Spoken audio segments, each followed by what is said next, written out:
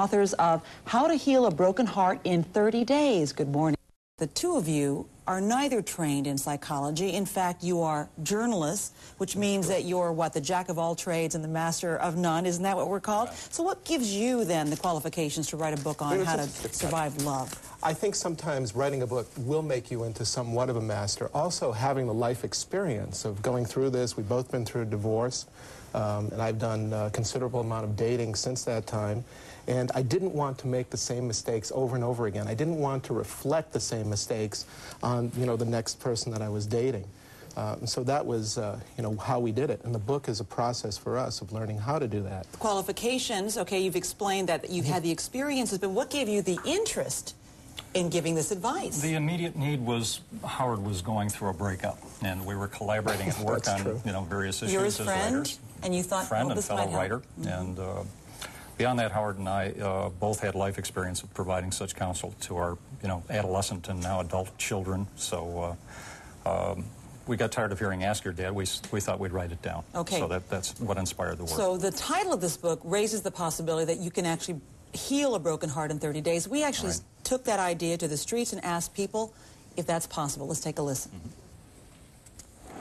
A real broken heart, probably a good 6 months. At least a year. I would say a couple of months, maybe a year. It's taken me about 2 years. It takes around probably 6 months for me. I don't know if you do get over it.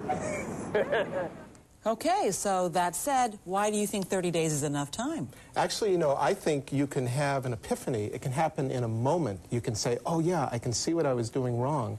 And the whole goal of this book is to create hope, is to tip the balance between despair and hope and turn people to hope and give them a sense of healing. Why does it have to take months and months? We can do it in such a shorter time span. If you know how. And so here you outline day by day what people should plan. Exactly. Like what? What kind of a plan? Well, you have a day-by-day guide, provided to you. And the first step that we recommend really is to take a skim through the book, read all the tips, and then make your own plan.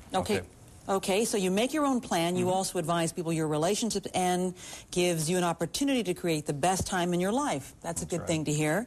You say heal but not hate. You know what? If your lover has just had an affair and walks out on you, it's very difficult for someone not to hate. It's true. We talk about... But how do you not? Well, we talk about this concept of blessing your ex, and we talk about the concept of rational compassion. And ultimately, if you see that this relationship really isn't for you, you start to frame, you get a mindset of, well, this is not the right direction to go. And ultimately, over time, you realize that this is not only the best thing for your ex, it's the best thing for you as well. You also say, cry till you dry.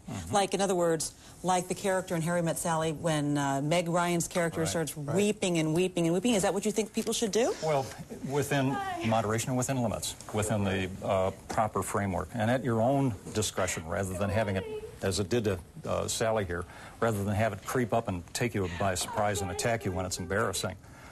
Do it at your own time and in your own place and in an appropriate manner. Actually, crying tears of grief relieves us of toxins, of poisons in our body.